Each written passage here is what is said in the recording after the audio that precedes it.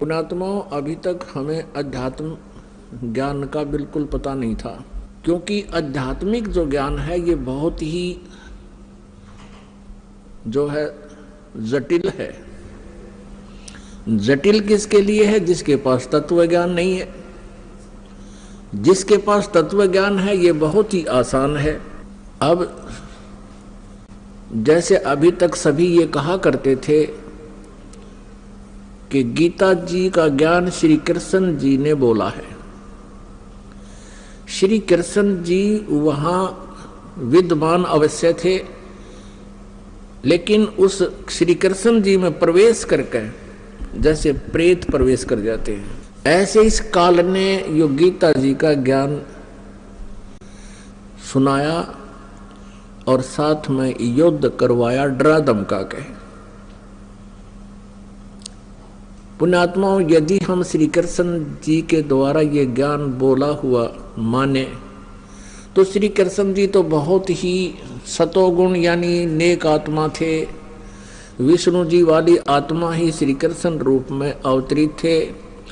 भृगु ऋषि ने श्री विष्णु जी के छाती में सीने में लात मार दी थी तो भी भगवान क्रुद्ध नहीं हुए थे।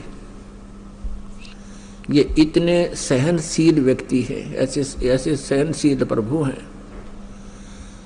और फिर वो ये कहे, अर्जुन मना करता है मैं युद्ध नहीं करूंगा, और श्री कृष्ण जी कहे तू युद्ध कर ले, यानी ज्ञान से नहीं माना तो फिर डरा धमका के ऐसा विकराल रूप दिखा के युद्ध करवा कर ही छोड़ा। तो श्री कृष्ण जी का इसमें कोई रोल नहीं था, क्योंकि आध्यात्मिक ज्ञान को समझना जन साधारण के बस की बात नहीं। स्वयं परमेश्वर आते हैं, कबीर देव जी वो सर्व सृष्टि रचनहार, वही हमें बताते हैं। तो ये काल जो है ये ब्रह्म है। अभी तक जितने भी ऋषि महर्षि हुए हैं वो यही कहते आए हैं कि ब्रह्म सुप्रीम पावर है, ब्रह्म सर्वोच्च भगवान है। अब श्रीमद् भगवत गीता हमारा एक पवित्र और प्रमाणित सदग्रंथ है। इसमें श्रीमद् भगवत गीता अध्याय नंबर 15 के श्लोक नंबर 1 से 4 में और 16 और 17 में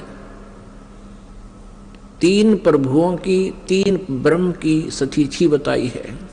गीता जी अध्याय नंबर 8 के श्लोक नंबर 1 में अर्जुन ने प्रश्न किया कि हे प्रभु, आपने जो अध्याय नंबर 7 के श्लोक नंबर 29 में 29 में कहा है कि जो व्यक्ति उस तत्व ब्रह्म से परिचित है और सारे अध्यात्म ज्ञान से परिचित है, सभी कर्मों से जो परिचित है, वह केवल जरा और मरण से छूटने का ही प्रयत्न करता है। जो तत्व ब्रह्म से परिचित है और संपूर्ण अध्यात्म से परिचित है और जो सभी कर्मों से परिचित है, वो साधक केवल जरा और मरण, जरा मीन वृद्ध अवस्था बुढ़ापा और मरण माने मृत्यु, इनसे छूटने का ही प्रयत्न करता है और यहाँ संसार की कुछ भी वस्तु नहीं मांगता। 8वें अध्याय के प्रथम श्लोक में अर्जुन ने कहा, फिर भगवान किम तत्ब्रह्म, वो तत्ब्रह्म क्या है और किम अध्यात्म और किम कर्म पुरुषोत्तम। अब वो तत्ब्रह्म है क्या? तो गीता जी अध्याय नंबर 8 के श्लोक नंबर 3 में गीता ज्ञानदाता ये काल उत्तर देता है कि वो परम अक्षर ब्रह्म है। ये ऋषि महर्षि केवल संस्कृत जानते थे, आध्यात्मिक ज्ञान नहीं जानते थे, और हम इनको विद्वान इसलिए मान बैठे कि ये संस्कृत भाषा जानते हैं, इसलिए इन्होंने सदग्रंथों को सही समझा है। और ये जो हमें हमारी भाषा में, जो भी किसी भाषा से परिचित है, उस भाषा में जो ये अनुवाद करके हमें सुना रहे हैं, ज्ञान सुना रहे हैं, ये सही है और सदग्रंथों का है। लेकिन बात इसके विपरीत थी। वो संस्कृत भाषा अवश्य जानते थे, लेकिन सदग्रंथों से परिचित नहीं थे, अध्यात्म ज्ञान से परिचित नहीं थे। श्रीमद् भगवत गीता अध्याय नंबर 15 के श्लोक नंबर 1 से 4 में, 16 और 17 में स्पष्ट किया हुआ है कि 3 परमात्मा हैं और पूरे संसार रूपी वृक्ष का विवरण दिया है। जैसे परमेश्वर कबीर देव जी ने स्वयं आकर के यह ज्ञान दिया था गीता जी वाला अपनी सिंपल लैंग्वेज में, साधारण भाषा में, लेकिन इन नकली ऋषि महर्षि और गुरुओं ने परमात्मा के इस यथार्थ ज्ञान को हमें स्वीकार्य नहीं होने दिया, ये कह करके कि कबीर जी अशिक्षित है और ये सदग्रंथों से परिचित नहीं है, ये जो बोल रहे हैं ये झूठ बोल रहे हैं। उस समय परमात्मा कहा करते थे कि निरंजन धन तेरा दरबार, जहाँ तनिक निर्णय विचार, कहे कबीर सुनो भी साधो, यहाँ सब उल्टा व्यवहार, और सच्चे को तो ये झूठा बतावे, इन झूठों का एतबार निरंजन धन तेरा दरबार। परमेश्वर उसी समय कहा करते थे कि ये झूठे हैं, ये ऋषि महर्षि तुम्हारे गुरु ब्राह्मण, इनको सदग्रंथों का ज्ञान नहीं है, ब्रह्मा विष्णु महेश अजरो अमर नहीं है, ये नासवान है, इनकी जन्म मृत्यु होती है, ये तुम्हें मोक्ष नहीं दे सकते, ये स्वयं भी दुखी हैं। तो इस बात का विरोध किया करते थे, कराया करते थे कौन? वो नकली गुरु ब्राह्मण, ऋषि और महर्षि, कि कबीर जी ये झूठे हैं, ये सदग्रंथों से परिचित नहीं है, सदग्रंथों में ऐसा कहीं नहीं लिखा है कि ब्रह्मा विष्णु महेश की जन्म मृत्यु होती है, जबकि सदग्रंथों के अंदर तो पूर्ण प्रमाण है ये कि इनकी जन्म मृत्यु होती है, इनके माता पिता का नाम लिखा है। तो परमेश्वर ने स्वयं आकर के वो सिंपल लैंग्वेज में, साधारण भाषा में कहा था, अक्षर पुरुष एक पेड़ है, निरंजन वा की डार, और तीनों देवा शाखा है, ये पात रूप संसार। गीता जी अध्याय नंबर 15 के पूरे विवरण को एक सेंटेंस में, एक अमृतवाणी में, एक श्लोक में, एक दोहे में मालिक ने बोल दिया। कोड वर्ड है ये।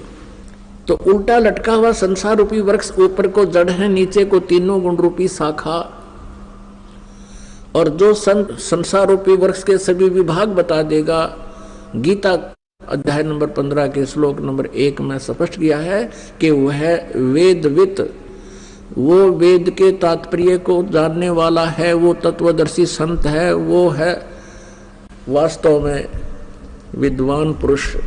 तो परमेश्वर ने बताया था अक्षर पुरुष एक पेड़ है, निरंजन वा की डार, और तीनों देवा शाखा है, ये पात रूप संसार।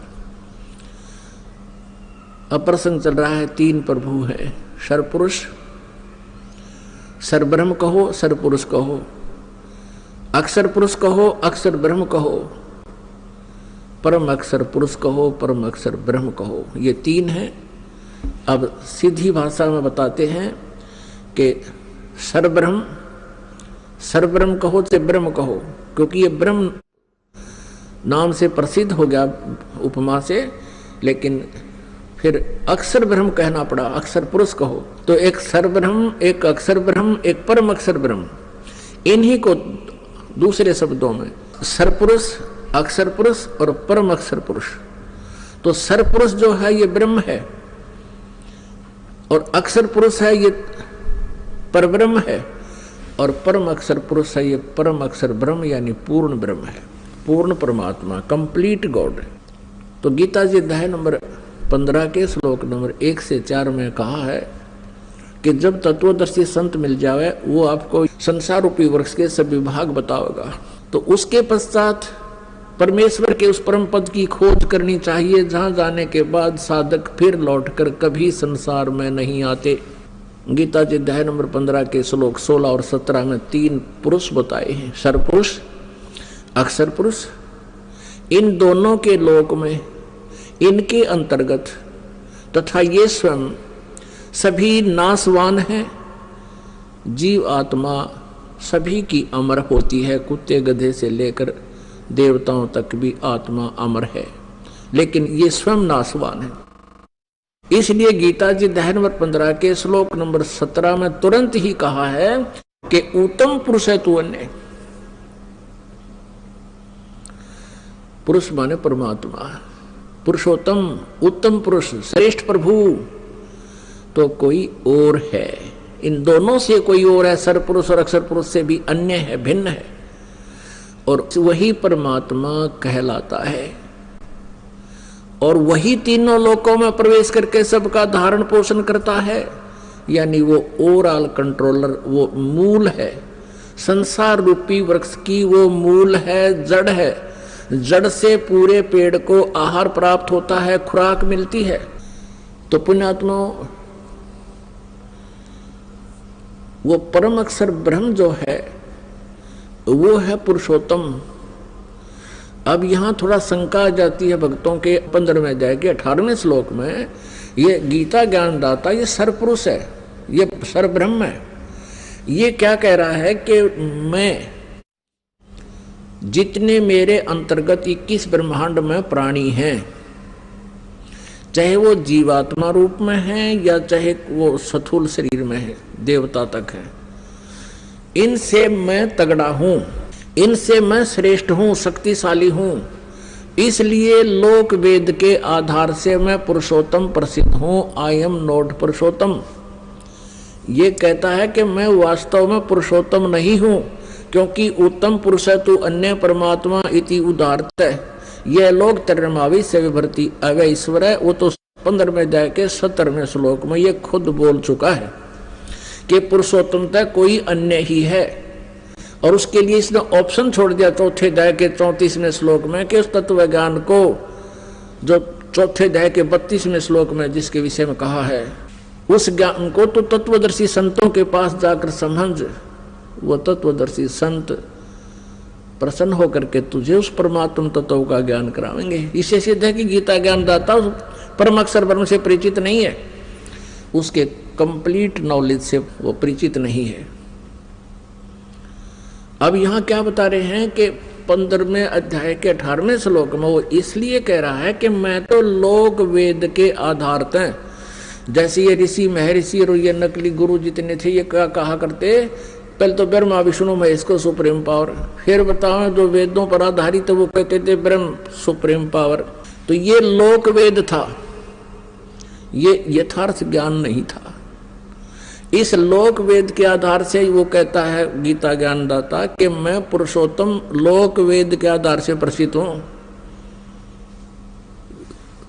मैं पुरुषोत्तम नहीं हूं। पुरुषोत्तम तो 15वें अध्याय के 17वें श्लोक में बता दिया।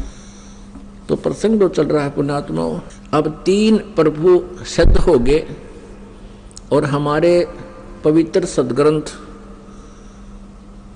यही समर्थन दे रहे हैं, यही प्रमाण दे रहे हैं। गीता जी अध्याय नंबर 15 के श्लोक नंबर 1 से 4, 16, 17 में सर्वपुरुष कहो चाहे सर्वब्रह्म कहो, अक्षर पुरुष कहो चाहे अक्षर ब्रह्म कहो, और पुरुषोत्तम कहो चाहे परम अक्षर ब्रह्म कहो, ये 3 प्रभु हैं। अब इस सर्वपुरुष अर्थात सर्वब्रह्म यानी काल ज्योत निरंजन के 21 ब्रह्मांड हैं,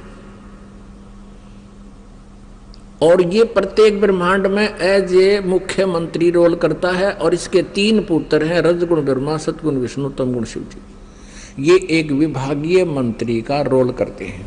अन्य देवताओं को भी यहाँ पदवी दे रखी है, जैसे जल का देवता वरुण कहलाता है, धन का देवता कुबेर कहलाता है, वो अलग से बना रखे हैं। जैसे इंचार्ज बना दिया करते हैं IAS सत्र के अधिकारियों को, ऐसे समझो। तो ये ब्रह्म जो है 21 ब्रह्मांड का ओवरऑल कंट्रोलर है। केवल एक ब्रह्मांड में ब्रह्मा विष्णु महेश जी एक विभागीय मंत्री, ओनली एक ब्रह्मांड में। और इस अक्षर ब्रह्म के 7 शंख ब्रह्मांड है, नील पद्म शंख। और परम अक्षर ब्रह्म के ये है ओवरऑल कंट्रोलर, असंख्य जिनकी गिनती नहीं हो सकती। और वो परमात्मा कहाँ रहता है? वो सतलोक में रहता है, सनातन परम धाम में रहता है, शाश्वत स्थान में रहता है। शाश्वत स्थान उसे कहते हैं जिसका कभी नाश ना हो, निरंतर रहने वाला, सदा रहने वाला। और अविनाशी परम अक्षर पुरुष, परम अक्षर ब्रह्म भी उसी को कहते हैं जिसका कभी नाश ना हो। श्री ब्रह्मा जी, श्री विष्णु जी, श्री शिव जी तीनों नाशवान हैं। ये ब्रह्म गीता ज्ञान दाता, ये स्वयं भी नासवान है। ये गीता जी अध्याय नंबर 4 के श्लोक नंबर 5 में और 9 में, गीता अध्याय नंबर 2 श्लोक 12 में, गीता अध्याय नंबर 10 श्लोक 2 में ये स्वयं स्वीकार करता है कि मेरे भी जन्म मृत्यु होते हैं अर्जुन, तेरे भी होते हैं, तुझे ज्ञान नहीं मुझे ज्ञान है। गीता जी अध्याय नंबर 10 के श्लोक नंबर 2 में ये स्वयं कहता है कि मेरी उत्पत्ति को न तो देवता जानते हैं, ना ये सिद्ध पुरुष जानते हैं, ना कोई ऋषि जानते हैं, क्योंकि ये सभी मेरे से ही जन्मे हैं। क्योंकि ये सबका जनक है। 21 ब्रह्मांड में जितने भी प्राणी हैं, इसने इन सब को यहाँ स्थूल शरीर में जकड़ा है। तो ब्रह्मा विष्णु महेश भी इसके पुत्र हैं, अन्य देवता भी इसी से, अन्य व्यवस्था से, जैसे आगे देवता और ऋषियों से इन्हीं का जन्म हुआ। तो ये कहता है कि मेरी उत्पत्ति को ये नहीं जानते, क्योंकि पिता की उत्पत्ति जन्म संतान नहीं बता सकती, लेकिन दादाजी बता देते हैं। तो उस दादाजी ने, यानी सबके मालिक ने, सबके जनक ने, कबीर परमेश्वर जी ने आकर के ये सबकी उत्पत्ति बताई है, इनकी जन्म और मृत्यु की सतिथि बताई है। और यही हमारे सदग्रंथ भी प्रमाण करते हैं, ये स्वयं भी स्वीकार करते हैं। गीता प्रेस गोरखपुर से प्रकाशित श्री देवी भागवत 3रे स्कंद केवल हिंदी मोटा टाइप के पृष्ठ नंबर 123 पर विष्णु भगवान स्वयं स्वीकार करते हैं कि अपनी माता से कहते हैं कि तुम शुद्ध स्वरूपा हो, ये सारा संसार तुम इसे उद्भासित हो रहा है, मैं ब्रह्मा और शंकर हम आप ही से विद्यमान हैं, हमारा तो जन्म और मृत्यु होता है, हम अविनाशी नहीं हैं। बताओ, अरे ये नकली क्या करते हैं, अजरो अमर है, ये स्वयं स्वीकार कर रहे हैं कि हमारा जन्म मृत्यु होता है। और शंकर भगवान भी खुद कहते हैं कि हे माता, यदि विष्णु जी भी आपसे जन्मे और ब्रह्मा जी की भी आप ही जननी, तो क्या मैं तमोगुणी लीला करने वाला शंकर आपकी संतान नहीं? अर्थात मेरी भी माता तुम ही हो। अपने आत्मा ये ब्रह्मा विष्णु महेश स्वयं स्वीकार कर रहे हैं कि हमारी जन्म मृत्यु होती है। और ये झूठे नकली गुरु वेद सदग्रंथों से अपरिचित लोक वेद सुनाने वाले कहा करते थे ये अजरो अमर हैं, इनके कोई माता पिता नहीं है। उधर से ब्रह्म गीता ज्ञान देते हुए कह रहा है श्री कृष्ण जी में प्रवेश करके, ये काल सरपुरुष कि मेरे और तेरे भी बहुत जन्म हो चुके, तू नहीं जानता मैं जानता हूं। मेरे जन्म और कर्म अलौकिक हैं और अक्षर पुरुष भी नासवान है, क्योंकि गीता जी अध्याय नंबर 15 के श्लोक नंबर 16 में स्पष्ट कर दिया कि सरपुरुष और अक्षर पुरुष ये इस पृथ्वी वाले लोक में ये दो भगवान हैं, दो प्रभु हैं। पुरुष माने प्रभु स्वामी। 21 ब्रह्मांड काल के ब्रह्म के सरपुरुष के और 7 संघ ब्रह्मांड अक्षर पुरुष के, ये सारे एक ही तत्व से बने हैं, इसलिए सारा एक लोक कहलाता है, एक टाइप का। लेकिन आगे विभाग जैसे पृथ्वी है, ये पूरा एक लोक है और एक ही जैसा मटेरियल है इसके ऊपर। तो इसमें अपनी अपनी कंट्रीज ने बाउंड्री बना रखी है, वो अलग बात है। तो ऐसे ही 21 ब्रह्मांड की बाउंड्री इसकी है सरपुरुष की, और जो 7 संघ ब्रह्मांड हैं ये अक्षर पुरुष के। दोनों इस लोक में, यानी इस पृथ्वी वाले लोक में जो पृथ्वी तत्वों से बने हुए हैं, ये समझो। तो ये कहता है कि दो भगवान है, ये दोनों ही नासवान हैं। ये भी नासवान, इनके अंतर्गत प्राणी भी नासवान, केवल जीवात्मा सबकी अमर है। फिर इसलिए 15वें अध्याय के 17वें श्लोक में कहा कि उत्तम पुरुष है तू, अन्य पुरुषोत्तम, उत्तम पुरुष पुरुषोत्तम यानी सर्वश्रेष्ठ परमात्मा, वो तो कोई अन्य ही है और वही तीनों लोकों में प्रवेश करके सबका धारण पोषण करता, वो है अविनाशी भगवान। तो इससे ये अक्षर पुरुष भी नासवान, लेकिन परम अक्षर ब्रह्म ये अविनाशी है। और वो कहाँ रहता है? तीसरे मुक्ति धाम में, सतलोक में रहता है। वो शाश्वत स्थान है, सनातन परम धाम है। गीता ज्ञानदाता गीता जी अध्याय नंबर 18 के श्लोक नंबर 62 में कहता, अर्जुन तू सर्वभाव से उस परमेश्वर की शरण में जा, उसकी कृपा से तू परम शांति को और सनातन परम धाम को प्राप्त होगा। अब गीता ज्ञान दाता स्वयं स्वीकार कर रहा है कि तेरे और मेरे बहुत जन्म हो लिए, तू नहीं जानता, मैं जानता हूं।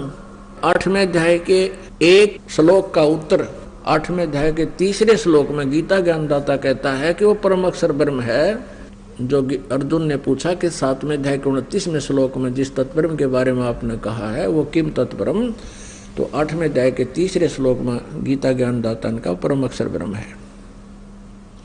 अब 8वें अध्याय के 5 और 7 श्लोक में गीता ज्ञानदाता कहता है कि तुम मेरी भक्ति कर, मुझे ही प्राप्त होगा। मेरा एक ओम नाम है। 8वें अध्याय के 13वें श्लोक में कहा कि मेरा केवल एक ओम नाम है मुझ ब्रह्म का, और युद्ध भी करना पड़ेगा, युद्ध भी कर और मेरा स्मरण भी कर। कहने का भाव ये है कि ब्रह्म की साधना से, इस सरपुरुष की साधना भक्ति से, गीता ज्ञानदाता की भक्ति से शांति नहीं हो सकती, युद्ध भी करना पड़ेगा, और युद्ध करना पड़ेगा, शांति तो गई बाढ़ में। तो यहां कहता है कि तूने मेरी शरण में रहना तो युद्ध करना पड़ेगा। शांति नाम की चीज नहीं, तेरी भी जन्म मृत्यु मेरी भी जन्म मृत्यु रहेगी, और पहले भी हुई है। इसलिए 15वें अध्याय के 1 से 4 में कहा कि जब तत्वदर्शी संत तुझे मिल जाए, उसके पश्चात परमेश्वर के उस परम पद की खोज करनी चाहिए, जहां जाने के बाद फिर लौटकर कभी संसार में नहीं आते, और उसी परमेश्वर की भक्ति करो, अन्य की नहीं। जिस परमात्मा ने सारे संसार रूपी वृक्ष की रचना की है, यानी जो ओवरऑल कंट्रोलर और सबका सृजनहार, वो उस परमात्मा की भक्ति करो।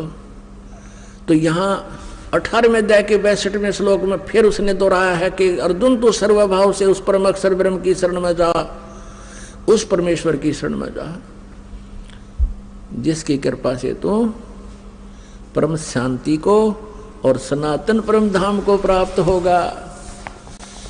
अब ये ब्रह्म कहाँ रहता है? ब्रह्मलोक में। श्री देवी भागवत गीता प्रेस गोरखपुर से प्रकाशित केवल हिंदी मोटा टाइप के प्रश्न नंबर 562 और 63 पर श्री देवी जी हिमालय राजा को ज्ञान दे रही है और कह रही है कि मैं केवल ब्रह्म को जानती हूँ, ब्रह्म से ऊपर कोई भगवान नहीं। उस ब्रह्म का ओम नाम है, ब्रह्म की भक्ति कर, वो ब्रह्म लोक में रहता है, तो ब्रह्म लोक में चला जाएगा। गीता जी अध्याय नंबर 8 के श्लोक नंबर 16 में कहा है कि ब्रह्म लोक पर्यंत ये सभी पुनरावृत्ति में है, वहां गए हुए प्राणियों का भी जन्म और मृत्यु होता है।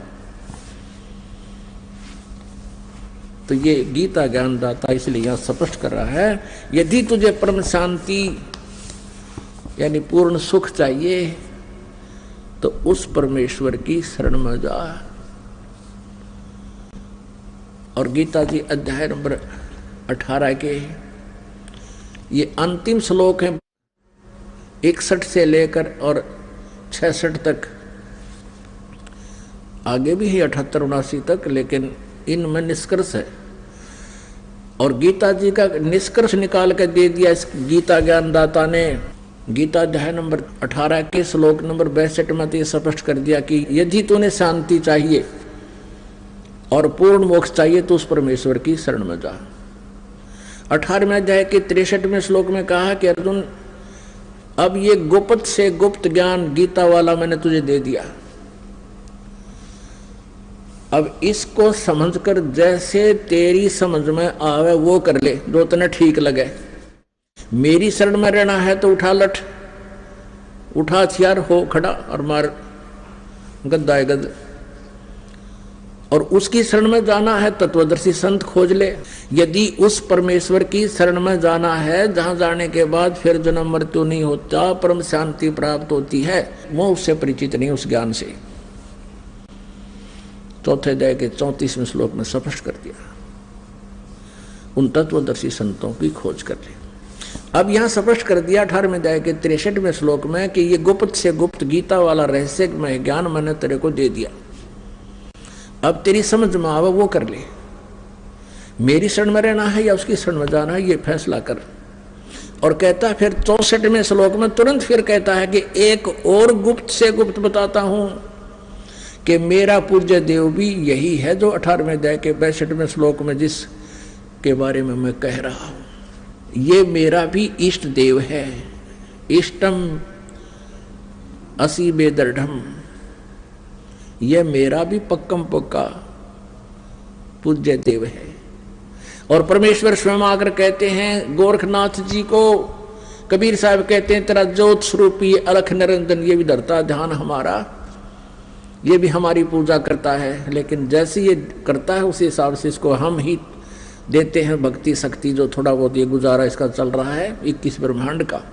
जैसे आपने गीता जी अध्याय नंबर 15 के श्लोक नंबर 17 में पढ़ा कि उत्तम पुरुष है तो अन्य परमात्मा इति उदाहरते, ये लोक तरम अवश्य विवर्ती अवैश्वर है, यानी श्रेष्ठ परमात्मा सर्वशक्तिमान प्रभु तो कोई और है, और वही तीनों लोकों में प्रवेश करके सबका धारण पोषण करता है। वो मूल रूपी भगवान है।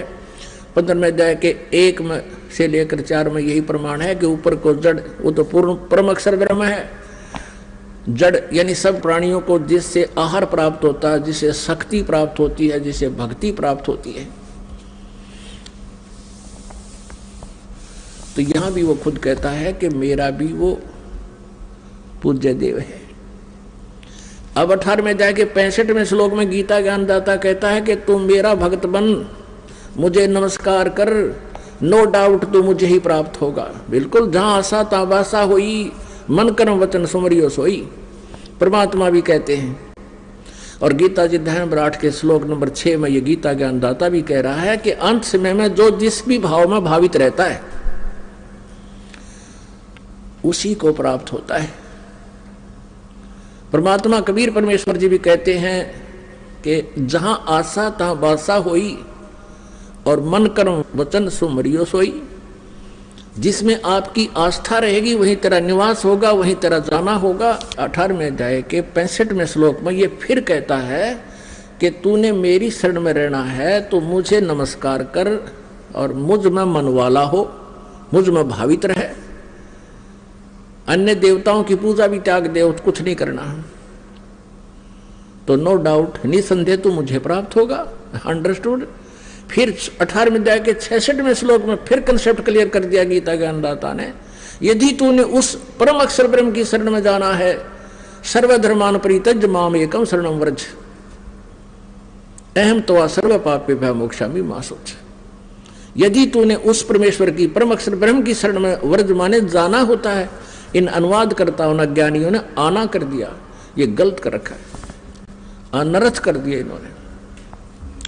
तो ये कहता है कि उसकी शरण में जाना है तो मेरे सतर की जो पूजाएं हैं, वो धार्मिक जितनी क्रियाएं हैं, वो सर्वधर्मान परित्यज माम, मेरे सतर की सभी पूजाएं, जैसे गीता जी अध्याय नंबर 17 के श्लोक 23 में कहा है ओम तत्सत इति निर्देश है ब्रह्मण त्रिविद्या समर्थ है, उस परम अक्षर ब्रह्म के पाने का ये 3 मंत्र की मजदूरी है, 3 मंत्र की, ओम तत्सत और नथिंग एल्स। निर्देश करते फाइनल फैसला, अग्रम अग्रम नहीं। ओम तत्सर पुरुष का और ये तत् सांकेतिक है, ये अक्षर पुरुष का, और सत ये भी सांकेतिक कोड वर्ण है, ये परम अक्षर पुरुष का। इन सब का मंत्र है, इनकी मजदूरी है, कमाई करनी है इनके हमने, और इस भक्ति की कमाई से बल से हम सतलोक जाएंगे। तो ये कहता है कि मेरे सतर की जो ओम नाम की जाप तू करेगा, ओम तो ब्रह्म का जाप है, तो ये सब मुझे त्याग देना। हम क्या करते रहे अभी तक, ये ऋषि महर्षि अनजान पड़े में ब्रह्म साधना करके ओम नाम का जाप जप के ब्रह्म लोक में चले गए। वह महास्वर्ग है, उसमें बहुत ज्यादा बकवादे हैं, और अपने ही पूंजी को वहां नष्ट करके और खाली होकर फिर पशु योनियों में आ गए। हम ओम नाम की कमाई यहां बर्बाद करते रहे इसके रेस्टोरेंट में। अब ये कहता है कि तू मेरी ये कमाई मुझे दे दे, इसका बेनिफिट ना लेना, फिर उसकी शरण में जा, फिर मैं तुझे यहाँ गधे कुत्ते सुअर नहीं बनाऊंगा, अपने बंधन में नहीं रख सकता, तू फ्री हो जाएगा। तो पुण्यात्मा, वो परमेश्वर कबीर देव जी पूर्ण ब्रह्म हमें यही बताने आए हैं, यही बताने आते थे। ऋग्वेद मंडल नंबर 9 और सूक्त नंबर 86 के मंत्र 26-27 में, ऋग्वेद मंडल नंबर 9 सूक्त 82-82 के मंत्र 1-2-3 में, ऋग्वेद मंडल नंबर 9 सूक्त 96 यानी 96 के मंत्र 16 से 21 तक, ऋग्वेद मंडल नंबर 9 सूक्त नंबर 20 मंत्र 1 में, ऋग्वेद मंडल नंबर 9 सूक्त नंबर 1 मंत्र 8-9 में, और भी अनेक स्थानों पर यह प्रमाणित किया गया है कि वो परम अक्षर ब्रह्म जो पूर्ण परमात्मा है, वो सतलोक में तीसरे मुक्ति धाम में रहता है। वहां से गति करके आता है, अपनी नेक आत्माओं को मिलता है, अच्छी आत्माओं को मिलता है, उनको ज्ञान से परिचित कराता है, फिर वो संत जो है परमात्मा की महिमा को अन्य को सुनाते हैं। उनमें से किन किन महापुरुषों को परमेश्वर मिले, कलयुग के अंदर आपको उदाहरण देते हैं, सतयुग त्रेता थर याद नहीं होंगे। अब कलयुग में आदरणीय धर्मदास साहिब जी उस नेक आत्मा को परमेश्वर स्वयं आकर मिले, परम अक्षर पुरुष सतपुरुष, और आदरणीय मलुकदास जी अरोड़ा थे, खत्री थे जाति से, उनको आकर के परमेश्वर स्वयं मिले। आदरणीय दादू साहेब जी को वो परमेश्वर स्वयं परम अक्षर पुरुष परम अक्षर ब्रह्म स्वयं गति करके सचखंड से सतलोक से शाश्वत स्थान से आकर के वहां उनको मिले, उनसे ज्ञान से परिचित करा। आदरणीय नानक साहेब जी को उस नेक आत्मा को सतपुरुष पूर्ण परम अक्षर ब्रह्म स्वयं आकर मिले, उनको सचखंड लेकर गए, फिर उनको वापस छोड़ा। फिर उस महापुरुष ने ढोल के डंके पर उस परम पिता की परमेश्वर की महिमा का गुणगान किया। आदरणीय गरीबदास साहेब जी गांव छुडानी जिला जज्जर हरियाणा के अंदर वो परमात्मा स्वयं आकर उनको मिले खेतों में जंगल में, जब वो गौ चरा रहे थे, 10 वर्ष के बालक थे, और वहां से सचखंड लेकर गए। गरीबदास जी को पीछे से मृत जान लिया था गांव वालों ने, उनको अंतिम संस्कार के लिए चिता पर रख दिया था। तब परमेश्वर ने ऊपर के सब ब्रह्मांड दिखाकर अपनी सतिथि से परिचित कराकर अपने यथार्थ ज्ञान से परिचित करा करके वापस छोड़ दिया था। आदरणीय घीसा दास साहिब जी गांव खेखड़ा जिला मेरठ, उनको परमात्मा आकर मिले थे, सतपुरुष मिले थे, उन्होंने भी यही कलम तोड़ महिमा गाई, कबीर इज गॉड। और गरीबदास साहिब जी ने भी कहा कि अनंत कोट ब्रह्मांड का एक रति निभार और सतगुरु पुरुष कबीर हैं ये कुल के सिरजनहार। और यही नानक साहिब ने कहा है कि फाई सूरत मुलुक की वेश ए ठगवाड़ा ठगी देश खरा सियाणा भोता भार ये धानक रूप रहा करतार हक्का कबीर करीम तो बे ए प्रवर्दिगार। अब गरीबदास जी ने तो कलम तोड़ रखी है, उस परमेश्वर की आंखों देखी महिमा क्या बताया है। मन तू सुख के सागर बस रे भाई और न ऐसा यस रे। अपनात्माओं, ये तत्व ज्ञान है, इसको समझने के उपरांत आप जी केवल जरा और मरण से ही छूटने का प्रयत्न करोगे, जो गीता जी अध्याय नंबर 7 के श्लोक नंबर 29 में स्पष्ट किया गया है। अब क्या बताते हैं कि तू यहाँ की जो इस काल के लोक की जो प्रभुता चाहता है,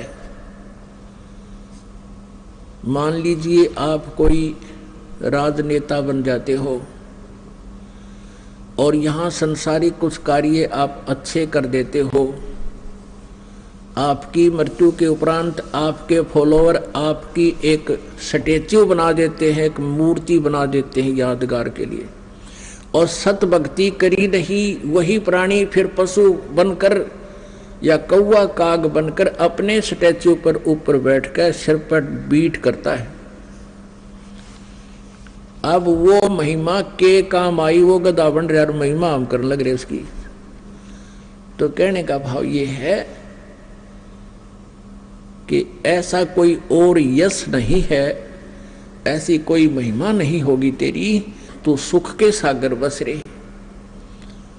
क्या बताते हैं, जैसे मीराबाई, अब उनका जो यश है, यश उनका भी है, और वो मोक्ष प्राप्त करगी, फिर 84 लाख योनियों में नहीं आई।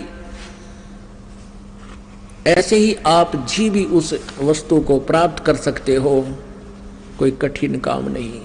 मीराबाई के लिए कठिन इसलिए हो गया था कि जिस समय मीराबाई को परमेश्वर आकर मिले थे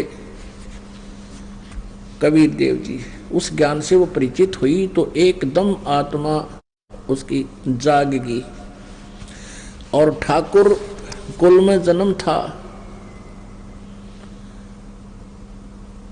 और उस समय के ठाकुर अपनी बहन बेटियों को, पत्नियों को घर से बाहर नहीं निकलने देते थे, पर्दों में रखा करते थे। अब उस रूढ़िवादिता के कारण मीराबाई को संघर्ष करना पड़ा और परमात्मा ने पल पल पर रक्षा की। लेकिन आज शिक्षित समाज है, वो बाउंडेशन, वो बंधन नहीं है, और कोई मीराबाई ने भगवान पाने के लिए संघर्ष नहीं किया था, समाज के साथ खुचम खुचा रहना पड़ा। अब आप जी के लिए वो समस्या हल कर दी भगवान ने, आपको शिक्षित बनाया पहले, ताकि आप सदग्रंथों को समझ सकें, और ऐसे स्थान पर आपका जन्म दिया इस पवित्र भारत की भूमि पे, जहाँ भगवान की अब भी चाह, अटूट चाह है आत्मा में। अन्य कंट्रीज में, अन्य देशों में भी आत्मा तो चाह रही है भगवान को, लेकिन यहाँ सांसारिक सुख इतने दे दिए कि आत्मा को फुर्सत है कोई ना भगवान की तरफ सोचने की। आपके ऊपर ये भी रहम है कि वो आग अभी यहाँ लगी नहीं थी, और अब लगने लगी थी तो आप जागी गए। अब जो ये टीवी मोबाइल ये दुरुपयोग के लिए बनाए थे काल ने, हम सदुपयोग करेंगे, इसमें भगवान की वाणी सुनाएंगे और भगवान का सत्संग सुनेंगे। मैं बताइए हमारा के बिगाड़ेगा फिर। तो इस काल ने ये जुल्म करवाना था, भक्ति योग्य है, कितनी बकवाद शुरू करवा दी। एक टाइम पास करना प्राणी ने अपने जीवन का, अगर भक्ति करके करता है तो उसके काम आवेगी, और सारा जीवन माया जोड़न पे लगा रहता है वो धोखा खावेगा। उसके विषय में आप क्या बता रहे हैं, कहते हैं मन तू सुख के सागर बस रे भाई, और नहीं ऐसा यश रे। जैसे मीराबाई जी, ध्रुव और प्रहलाद जी, आदरणीय अन्य महापुरुष, आदरणीय धर्मदास साहिब जी, आदरणीय मुल्कदास साहिब जी, आदरणीय नानक साहिब जी, आदरणीय दादू साहिब जी, आदरणीय गरीबदास साहिब जी, आदरणीय कीसा साहब, जिनको भगवान मिले उनकी कीर्ति भी जग में है। अब उनकी कीर्ति भी रहेगी और वो सुखी भी, और अन्य जो कीर्ति किसी की है वो कीर्ति केवल एक दिन मनाई जाती है, जिस दिन उसका जन्म या मरण दिन हो, बाकी समय में कोई याद ना करता। और इन महापुरुषों को दिन रात याद किया जाता है महाभक्तों के द्वारा।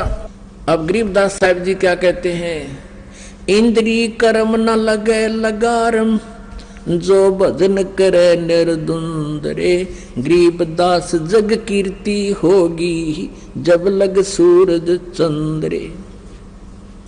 अब फिर उसी को क्या बताते हैं, मन तू सुख के सागर बस रे भाई, और ना ऐसा जस रे। क्या क्या प्रमाण देते हैं, सर्व सोने की लंका होती रावण से रणधीरम। सर्व सोने की लंका थी भाई रावण से रणधीरम। एक पलक में राज बिराजी वह जम के पड़े जंजीरम।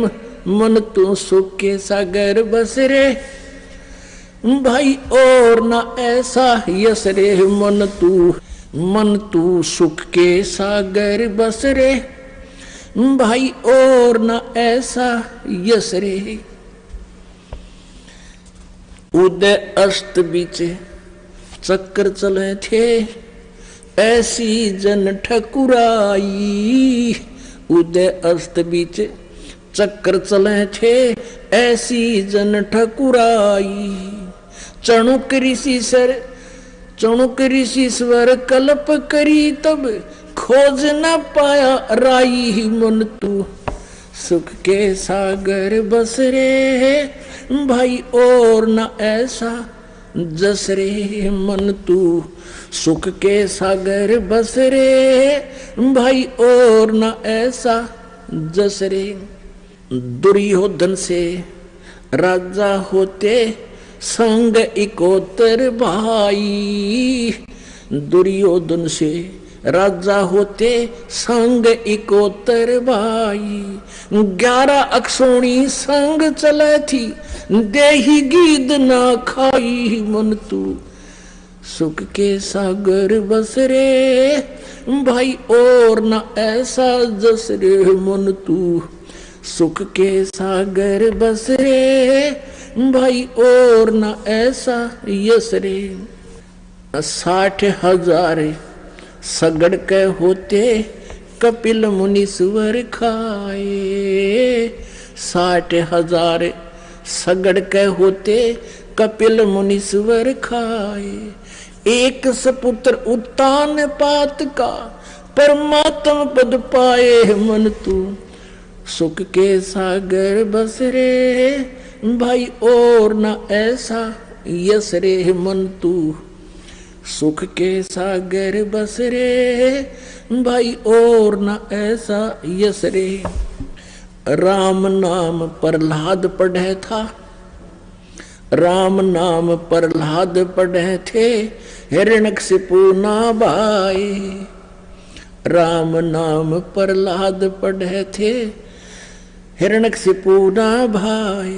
नरसिंह रूप धरे नारायण खम्भ पाड़ के आए। मन तू सुख के सागर बस रे भाई और ना ऐसा यस रे। भाई नामदेव नाम प्रभु का जपते जाकी छान छवाई।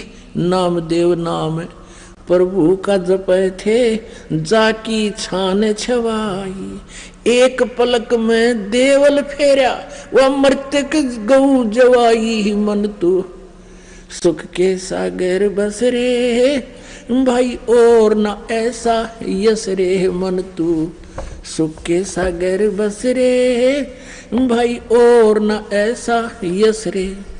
काशीपुरी कबीरा होते ताही लखोरे भाई। काशीपुरी कबीरा होते ताही लखोरे भाई। बन के सो बनजारा उतरे 9 लख बालद आई। मन तू सुख के सागर बस रे भाई और ना ऐसा यस रे। कनक जनेऊ कंद दिखाया भक्ति करी रविदासा। भाई कनक जनेऊ कंद दिखाया भक्ति करी रविदासा। दास गरीब कौन गति पावे वो मगहर मुक्त बिलासा। मन तू सुख के सागर बस रे भाई और ना ऐसा जस रे। अब यहाँ क्या बताया है पुण्यात्माओं, इस आत्मा के ऊपर काल के इन 3 गुणों का, रजगुण ब्रह्मा जी, सतगुण विष्णु जी, तमगुण शिव जी के अंदर से एक एक गुण की तरंगे निकल रही हैं ऐटोमेटिकली। जिस प्रकार मिर्च होती है, मिर्च, अब जैसे ब्रह्मा जी, विष्णु जी, शिव जी अपनी राजधानियों में रहते हैं, ये ऊपर अलग अलग इनके लोक हैं, ब्रह्मापुरी, विष्णुपुरी और शिवपुरी। शिवलोक, ब्रह्मालोक, विष्णु का लोक, ये वहां रहते हैं। और इनके शरीर से निकल रहा रेंज या तरंग, वो गुण इन तीन लोक के प्राणियों को प्रभावित कर रहा है, स्वर्गलोक में, पृथ्वीलोक पर और नीचे पाताल लोक पर। अब जैसे किसी रसोई के अंदर छोंक लगाया जाता है मिर्चों का, अब मूल वस्तु, सरगुण वस्तु तो रसोई में, उसकी जो निराकार प्रभाव है वो पहुंच गया दूसरे मकान के अन्य कक्षों में। वहां बैठे व्यक्तियों को भी छींकें आ रही हैं, उसका प्रभाव उनके ऊपर हो रहा है। अब छींक आवे, उनको रोकना जीव के बस का नहीं। अब वो छींकों का कारण कौन है? वो मिर्च है। उदाहरण समझकर आगे सुनिए तत्व ज्ञान को। अब इन तीनों गुणों से जो आपके ऊपर प्रभाव ऐसे हो रहा है मिर्ची की तरह, उसके आधार से, उसके प्रभाव से यहां प्रत्येक प्राणी संतानों उत्पत्ति करता है, विषय वासना से प्रेरित हो जाता है, और फिर यहाँ के संसारिक सुख, ठाठ बाट, राजपाट, इनकी इच्छा इस रजोगुण के इंजेक्शन के कारण ही ये चाहता है। फिर दूसरा इंजेक्शन सतोगुण का विष्णु जी से आपके लगा रहता है। मां के पेट में तो इनका प्रभाव होता नहीं, ये वरदान है प्रभु का। बाहर आते ही तीनों गुण ऑटोमेटिकली एक सेकंड के भी कुछ हिस्से में सब लग जाते हैं ऑटोमेटिकली। तो सतोगुण के प्रभाव से हम यहाँ मोह ममता अपने संतान में, संपत्ति में, मित्रों में, रिश्तेदारों में, भाई बहन में, माता पिता, पति पत्नी, पुत्र पुत्रियों में, ये ममता जो जकड़ी हुई है हमारी, ये हमारे बस का नहीं है। ये भगवान विष्णु जी से निकल रहे सतोगुण की तरंग का प्रभाव हमारे ऊपर है। और तीसरा जो तमोगुण का प्रभाव है, प्रत्येक प्राणी प्रेशर में रहता है, जरा सी बात हुई ना गुस्सा होगा और 20 गालियां सुना देगा। टेंशन, मानसिक शांति गई, अभद्र बोलेगा, बनवाना सामने वाला फिर दुश्मन बन जाओगा। अब परमेश्वर कबीर देव जी ने आकर के इसकी एंटीबायोटिक औषधि दी है हमारे को, अपनी अमृतवाणी। अब उसके अंदर ये क्या बताया है? सर्व सोने की लंका होती रावण से रणधीरम, एक पलक में राज विराजी वो जम के पड़े जंजीरम। मन तू सुख के सागर बस रे भाई, और न ऐसा यस रे।